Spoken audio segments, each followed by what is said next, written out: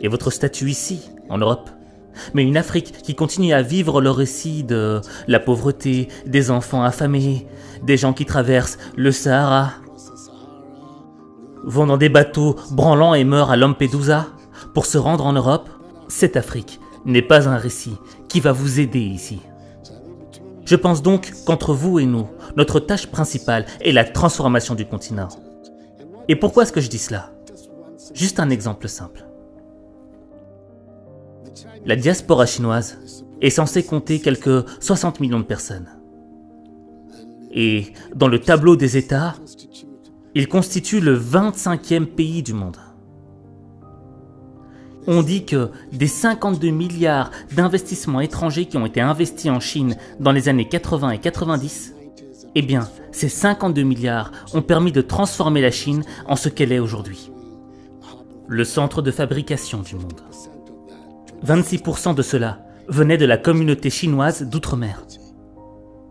Et ce développement de la Chine qui a eu lieu a changé le statut de la position des Chinois dans le monde entier. Je veux donc que vous preniez ces statistiques très au sérieux, car c'est le lien transformateur que nous voulons établir avec la diaspora africaine. Comment l'impliquer dans le développement du continent?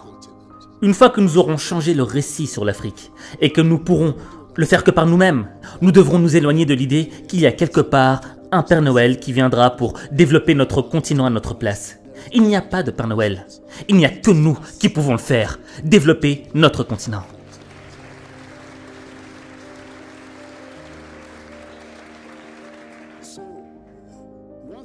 Donc, une fois que cette mentalité sera nôtre et que nous devrons le faire nous-mêmes, nos relations avec les autres deviendront d'autant plus structurées et ponctuelles que nous le voudrons.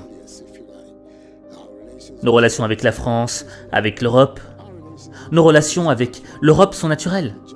Vous regardez la géographie du monde. L'Afrique et l'Europe sont des partenaires naturels. Il y a cette petite bande d'eau de la Méditerranée qui nous sépare, c'est tout.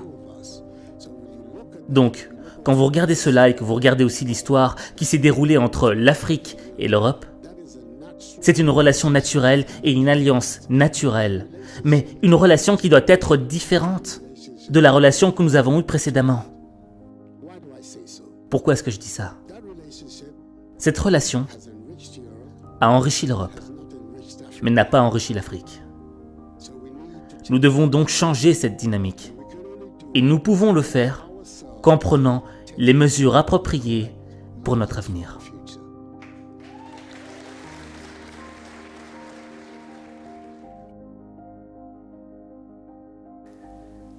Discours sincère du président Nana Akufo-Addo. Et je veux dire que c'est vrai que quand tu es chef d'État, tu dois toujours avoir un petit peu la langue de bois. Mais là, il n'y en avait rien à faire. Tu as même vu Macron qui était là qui disait « Ah